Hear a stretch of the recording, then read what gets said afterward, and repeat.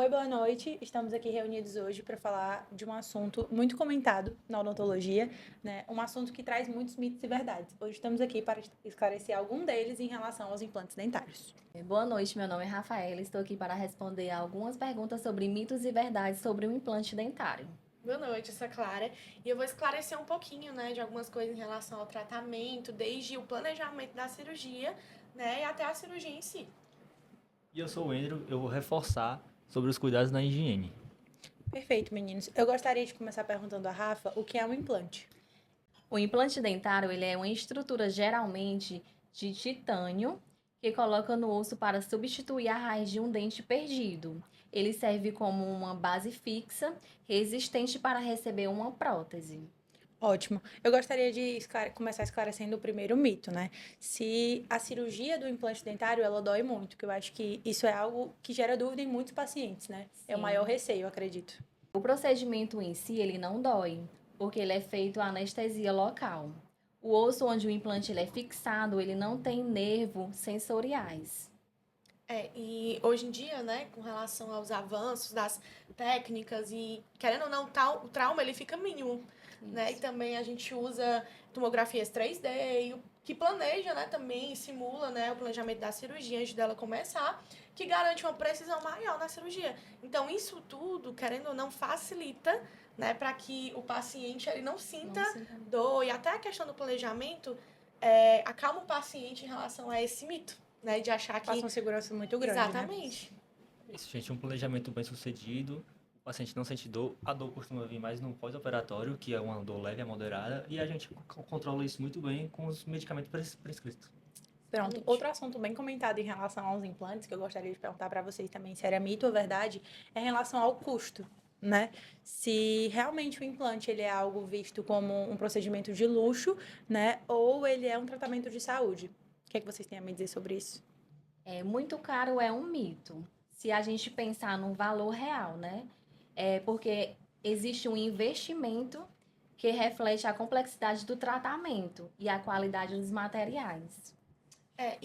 Tipo assim, quando a gente vai pensar nessa questão do custo, né, é interessante a gente mostrar para o paciente para ele pensar na qualidade. Isso. Porque antes de tudo é feito, além do planejamento, passado muitos exames, né? Porque, enfim, é um procedimento que requer todo o cuidado possível. Então, é muitos procedimentos em relação a exames adicionais, como, por exemplo, pode até ocorrer a questão do paciente precisar fazer um enxerto ósseo ou gengival, né? Então, assim, tudo isso é essencial para que a longo prazo o implante, ele, né, Seja bem sucedido, isso, né? tem uma longevidade e também tudo isso em relação ao custo, enfim, tem um motivo do porquê, né? Fora que é sua saúde, né, gente? Vamos investir na É um sua saúde. Se investimento. você não investir em você, você vai investir em quê? O próximo. E se compararmos com outras soluções que exigem substituições frequentes, o implante é um investimento melhor a longo prazo, mais duradouro. Pronto, outro assunto que eu queria conversar com vocês, que até gera muita ansiedade nos pacientes, né? Porque a gente sabe que, quer queira, quer não, o tratamento de implante é um tratamento um pouco mais invasivo, né? Como a Clara conversou com a gente também. Além da bateria de exames que a gente solicita ao paciente, em alguns casos o paciente precisa sim, tipo, fazer esse enxerto, né? O ósseo, ou gengival, então acaba por ser um procedimento um pouco mais delicado. E aí eu queria perguntar para vocês se o corpo pode rejeitar o implante, se isso é verdade ou se isso é um mito. Isso é uma dúvida muito grande mesmo dos pacientes. O termo rejeição, ele é incorreto. O titânio, ele é biocompatível. O que pode ocorrer é uma falha na ósseo-integração. E essa falha, né, na integração, ela pode vir por vários fatores, que é relacionado com o paciente, né? Como, por exemplo, a higiene bucal do paciente pode ser uma higiene muito ruim, ou pode ser uma higiene boa, que com certeza vai cooperar para a longevidade do implante, ou também o paciente pode usar, enfim, né, fumar, ser fumante, questão do tabagismo. E com relação a tudo isso, também as doenças sistêmicas, né, elas podem, querendo ou não, impactar a questão da ossa-integração. E uma delas, inclusive, é a diabetes, né, que elas podem impactar muito essa questão também. Com certeza. Falando nessas condições, Alisson, esse próximo mito tem a ver com quem pode ou não fazer, né? Só pessoas idosas fazem e precisam de implantes dentários? Não, qualquer adulto que tenha perdido o dente, ele é candidato, ele é apto a fazer o implante. Não é contraindicação também idosos fazer, mas tudo depende da saúde da pessoa. a questão da indicação, né? A contraindicação principal não é a questão da idade do paciente ou a idade avançada, é a questão mesmo do crescimento ósseo, né? Se o paciente tiver um crescimento ósseo incompleto, não tem como você colocar um implante ali, né? Às vezes vai precisar fazer um enxerto, enfim. Igual crianças. Como, por exemplo, a questão de criança, adolescente, não fazem esse tratamento porque o crescimento ósseo não está completo.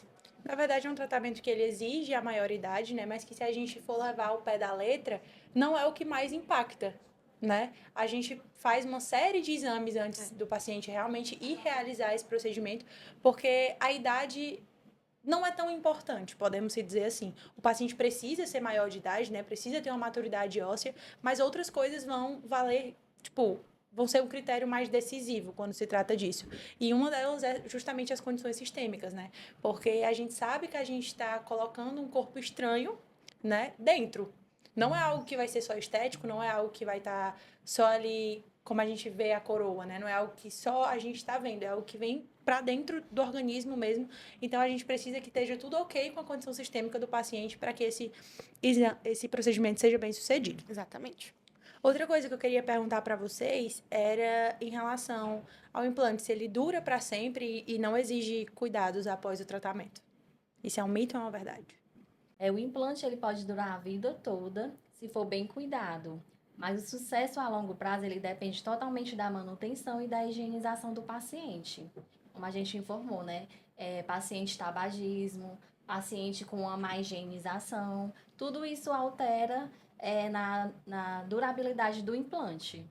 E também vale ressaltar, né, que, por exemplo, o paciente ele coloca o implante e ele acha que por não ser um dente, né, tipo assim, de verdade, alguma coisa do tipo, ele pensa que não precisa de Dos nenhum cuidados, cuidado. né? Não precisa passar um fio dental entre um dente e o outro, não precisa higienizar. E é muito importante fazer isso, porque querendo ou não, mesmo não seja um dente vital ali, né, pode ocasionar várias coisas em relação à saúde daquele paciente. Na verdade, a nossa função é ter como orientação principal que o paciente precisa desse cuidado, né? Sim. Não só o cuidado em casa para garantir que o tratamento seja bem sucedido, mas voltar para a gente, para as avaliações. Isso. Né? A gente sabe que o implante é um tratamento que quando o paciente volta, a gente desencaixa a coroa que a gente colocou para realmente cuidar dessa higienização por um completo, né?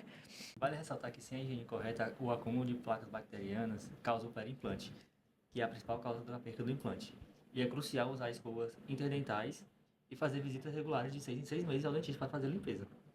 Pronto. É um tratamento excelente, né? Para quem realmente tem a indicação de colocar um implante.